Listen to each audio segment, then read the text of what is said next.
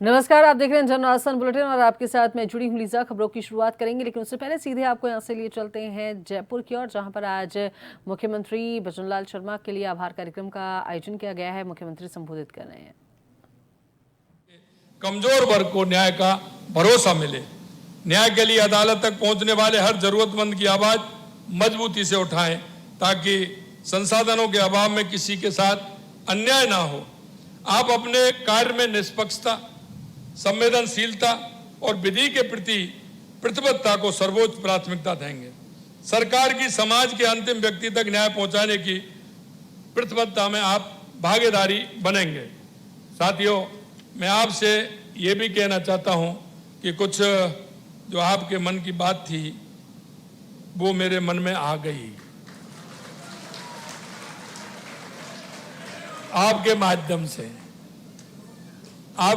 से, लेकिन मुझे आपको बताते हुए खुशी हो रही है कि हमारी सरकार ने माननीय उच्च न्यायालय में राज्य की ओर से पैरवी करने वाले विधि अधिकारियों की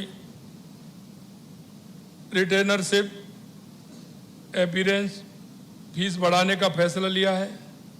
हमारी सरकार में माननीय उच्च न्यायालय व अधीनस्थ न्यायालयों में राज्य सरकार की ओर से पैरवी हेतु नियुक्त विधि अधिकारियों के पारिश्रमिक में अब तक 2 बार वृद्धि की जा चुकी है। आमजन और न्याय के लिए आप मजबूती के साथ खड़े रहें, इसके लिए हमारी सरकार हमेशा आपके साथ है। हम अपने ड्राफ्टिंग तथा ओपिनियन फीस में भी वृद्धि कर रहे हैं और इसका आदेश भी आज ही जारी किया जा रहा है। आपके घर पहुंचने से पूर्व यह खुशखबरी आपको आपके मोबाइल पर मिल जाएगी।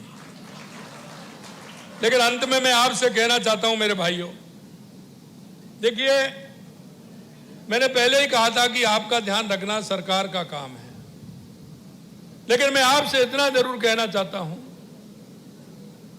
कि सरकार के काम को आप प्रायोरिटी के माध्यम से कुछ केस ऐसे भी लें, और मैंने ये भी सोचा है कि जो हमारे अतिरिक्त महाधिवक्ता हैं उनमें से कोई ना कोई संभाग में एक हम आपकी मॉनिटरिंग के लिए, आपकी बातचीत करने के लिए, विभागवाज हैं वो अलग है, आपके विभागवाज अलग हैं।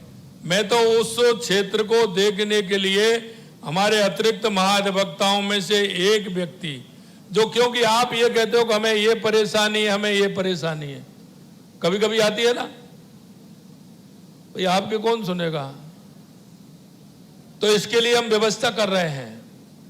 हम आज ही हमारे अतिरिक्त महाधिवक्ताओं में से संभाग के हिसाब से, और संभाग बढ़ाए तो उसमें 2 के हिसाब से हम देंगे, लेकिन वो आपकी समस्याओं को यहाँ तक पहुँचाएंगे, उनके समाधान की बात करेंगे।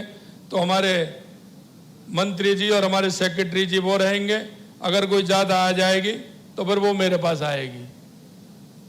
ये ठीक रहेगा कि नहीं रहेगा? आपकी समस्या का समाधान होगा कि नहीं होगा? ये सारी चीज होगी। वैसे तो आप कहीं ना कहीं सभी से जुड़े हुए हैं विभाग के हिसाब से, लेकिन हमने ये एक्स्ट्रा व्यवस्था हम आपके लिए कर रहे हैं, क्योंकि हम जानते हैं कि आपको भी कोई ना कोई परेशानी आ सकती है, तो आप उनके माध्यम से बताएंगे और वो भी आपसे पूछेंगे, लेकिन वो एक तरफा नहीं होगा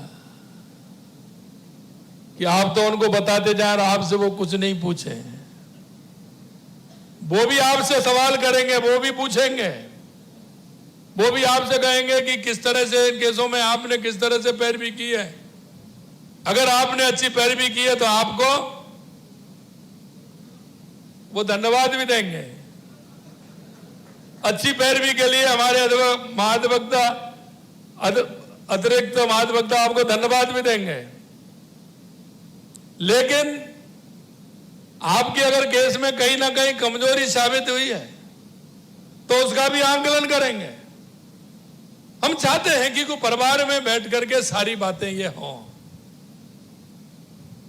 देखिए मित्रों, आप राष्ट्र के लिए काम कर रहे हैं, आप समाज के लिए काम कर रहे हैं, क्योंकि मैं इन बातों को आपसे खुल करके कहना चाहता हूं। हमारा ध्येय दूसरा है। अगर नहीं है तो जिस दिन से आपने जिस स्थिति में जब आप थे और आपने ये ज्वाइन किया, परिवार के किसी भी क्षेत्र में जिस दिन आप आए थे, जुड़े थे, आपके मन की इच्छा और अपेक्षा क्या थी? आखिर आप यही काम क्यों करना चाहते थे? कौन सा आप भाव आपको खींच करके लाया कि जो आप यहां काम करना चाहते थे? आपके मन में वो कौन सी कल्पना थी, कौन सा भाव था, कौन सा विचार था? क्या हम उस दिन के विचार पर नहीं जाएंगे? जिस दिन पहले दिन हम गए थे, हमारे मन में यह ठानी थी कि हम इनके लिए काम करेंगे, राष्ट्र के लिए काम करेंगे, समाज के लिए काम करेंगे। वो हमें छोड़ना नहीं है, उसको हमारे दिल में हमेशा हमेशा 24 घंटे उसको बसा के रखना है, उसको अंदर बसा के रखना है। आजादी की लड़ाई से लेकर के कितने लोगों की आहुति हुई है, कितनी पीढ़ियां फूक गई हैं, एक एक दो दो तीन तीन चार चार पीढ़ियों ने बलिदान दिया है। किस काम के लिए दिया? काहे के लिए वो आए? कभी हमें यह सोचा है क्या? स्वामी विवेकानंद जी ने तो 1893 में कहा था कि 21वीं सदी भारत की होगी। क्या 2013 के बाद आपको देश और दुनिया में भारत की बदलती तस्वीर नहीं दिख रही है? आप ही खुद महसूस करिए कि 13 के बाद देश और दुनिया में भारत की क्या स्थिति बन रही है, किस तरह से भारत लगातार आगे बढ़ रहा है। चाहे गरीब कल्याण की योजनाएं हो, चाहे विकास की योजनाएं हो, आतंकवाद नक्सलवाद का खात्मा हो, या दुनिया में बढ़ता हुआ भारत का गौरव हो, ये सब आप देख रहे हैं। आपने महसूस किया है कि नहीं किया है? उस नरेंद्र ने कहा था और ये नरेंद्र करके बता रहा है। मेरे मित्रों, माननीय हमारे अध्यक्ष जी ने एक बात रखी थी, ये वास्तविकता है। पूरी दुनिया आज भारत की तरफ देख रही है और आप सबको पता है हम आर्थिक रूप से 12वें स्थान पर थे, आज हम 4थे स्थान पर आ गए, जल्दी हम तीसरे स्थान पर जाने वाले हैं। वो जो लोग कहते थे वो कहां है आज? भारत लगातार हर दृष्टि से बढ़ रहा है और आज बढ़ते हुए भारत को आज वो लोग नहीं देखना चाहते। इसलिए लगातार किस तरह का माहौल बनाया जा रहा है। मित्रों, मैं आपसे कहना चाहता हूं कि आज हमारे लिए, हम सब के लिए आवश्यक है, और वो आवश्यक है विकसित भारत 2047, आजादी के 100 साल होंगे। मैं एक छोटा सा उदाहरण आज सबको पता है लेकिन मैं देना चाहता हूं, और वो कहीं दूसरा नहीं, राजस्थान का ही देना चाहता हूं। माननीय प्रधानमंत्री जी के नेतृत्व में आप देख रहे हैं 2.5 साल के अंदर हमने जो एक रोड मैप बनाया था राजस्थान का, कि हम राजस्थान को कैसे आगे ले जाना चाहते हैं, क्या हमें आवश्यकता है जो हम करना चाहते हैं। समय समय पर आप लोगों से विचार विमर्श हुआ, आप लोगों को भी भाव निकल करके आए कि राजस्थान में क्या आवश्यकता है। सबसे पहले राजस्थान में पानी की आवश्यकता आपके माध्यम से आई या नहीं आई, और आप ही बताइए सबसे पहले राजस्थान में आवश्यकता किस बात की थी? आप बताओ ना, किस बात की थी? पानी की थी। आज आप देख रहे हो 2.5 साल के अंदर जितना काम हो रहा है, 70 साल से 50 साल से 60 साल से जो योजना थी नहीं आई थी, एक एक योजना आ रही है। एक प्रदेश नहीं, 2 प्रदेश नहीं, 3 प्रदेशों से समझौता हो रहा है। चाहे हमारा मध्य प्रदेश हो, रामजल सेतु हमारी ईआरसीपी की योजना देश की सबसे बड़ी योजना है। 1 लाख करोड़ रुपए की योजना, लगभग 1 लाख करोड़ रुपए की योजना। यमुना समझौता हमारा 35,000 करोड़ का। ब्राह्मणी नदी से पानी आना 25,000 करोड़। इंदिरा गांधी गंगा नहर के लिए 5,500 करोड़ रुपए हमने दिए, लगातार काम हो रहा है। 4,500 करोड़ नर्मदा का समझौता भी हुआ है, यमुना का समझौता हुआ है। माई डैम के लिए 4,000 करोड़ रुपए दिए, जिससे 80,000 हेक्टेयर पानी पीने को भी मिलेगा और सिंचाई के लिए भी मिलेगा। 7 लाख हेक्टेयर भूमि हमारी सिंचित होने वाली है, शुद्ध पानी पीने को मिलने वाला है। आप बिजली में देख लीजिए, ये सब माननीय प्रधानमंत्री जी के नेतृत्व में हो रहा है। आज आत्मनिर्भर बने हुए। पहले हम बिजली खरीदते थे, आज हम 3-4 महीने से बिजली दूसरे प्रदेशों को दे रहे हैं। 12,000 मेगावाट बिजली का उत्पादन हमने 2.5 साल के अंदर किया है। कांग्रेस मात्र 3,000 कर पाई थी 5 साल के अंदर। अभी कह रहे थे इन्वेस्टमेंट, मैं कह रहा था लगातार किस तरह से राजस्थान में आ रहा है। मैं तो इन्वेस्टमेंट करने वाला हूं और लगातार करता हूं, लोगों से बात करता हूं, राजस्थान में इन्वेस्टमेंट आना चाहिए। इन्वेस्टिगेशन की तो मैं बातें नहीं करता हूं, क्योंकि उसके लिए तो आप हो। आप देख रहे हैं 35 लाख करोड़ का पहली साल कराया हुआ, 9 लाख करोड़ के जमीन पर आ गए। हर क्षेत्र में कह सकता हूं। आपने यह भी देखा कि युवाओं की क्या स्थिति होती थी। 410 पेपर हुए, 410 2.5 साल में एक भी पेपर लीक हुआ क्या? बताइए। 1,78,000 नौकरी दे दी और अभी सिलसिला जारी है। निकाय चुनाव से पहले और तो 10-5,000 और दे देंगे। अभी हर महीने, हर तीसरे महीने देख लीजिए। अगर टाइम लगा है तो फिर इतनी बढ़ा कर दिए। हर तीसरे महीने नियुक्ति पत्र दे रहे हैं। आगे तो 600 से ज्यादा लोग जेल में बंद हैं, जो इन्होंने पेपर गड़बड़ी की थी और जो नकलबाजी थे, वो 600 लोग अंदर हैं जेलों के। कभी कभी आप रोडवेज में सफर करते होंगे पहले, अब तो नहीं करते होंगे मुझे हिसाब से, अब तो आप सबके पास गाड़ी होगी।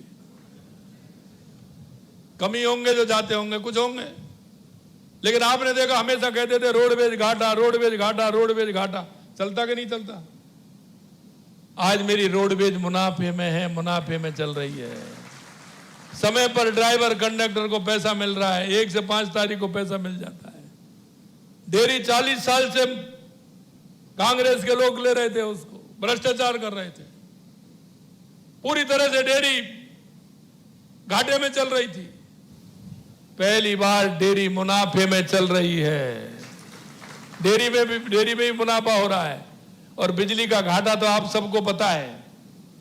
एक बार तो हमारी सरकार ने, वसुंधरा जी की सरकार ने 80,000 करोड़ रुपए का घाटा बराबर किया था केंद्र सरकार से करते हुए, और आज पहली बार बिजली में हम मुनाफे में चल रहे हैं और हमारी बिजली विभाग मुनाफे में चल रहा है। मित्रों, मैं आपसे यही कहना चाहता हूं, किसी भी क्षेत्र में देख लीजिए, लगातार सरकार हमारी काम कर रही है, क्योंकि हमारे प्रधानमंत्री जी का विजन है। जिस विजन के साथ वो चल रहे हैं, हम सबको मिलकर के उस विजन को आगे बढ़ाना है। मैं आप सभी से कहना चाहता हूं, आप किसी ना किसी जिले में रहते हैं, किसी ना किसी उपखंड में रहते हैं, संभाग कार्यालयों पर रहते हैं। मेरा आपसे यही आग्रह है कि हम जो काम कर रहे हैं ये जनता के बीच जाना चाहिए। और मैं आपसे इसलिए कह रहा हूं कि जनता में आपकी स्वीकार्यता है। जो आप कहते हैं जनता उसको सुनती है, मानती है, उसके पीछे चलती है। तो मेरा आपसे इतना ही आग्रह है कि लगातार आप कह रहे थे हमारे, लगातार आप आते रहेंगे तो अच्छा रहेगा। और मैं आपको यह विश्वास दिलाता हूं कि लगातार आओगे, लगातार आओगे, लगातार आओगे।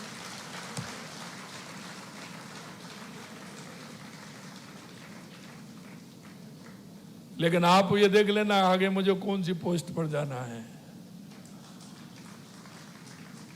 यही होता है ना, आगे बढ़ोगे तो बढ़ते ही जाओगे ना कहीं तो मेरा आपसे ये साथियों न्याय व्यवस्था पर आमजन का विश्वास लोकतंत्र की सबसे बड़ी ताकत है।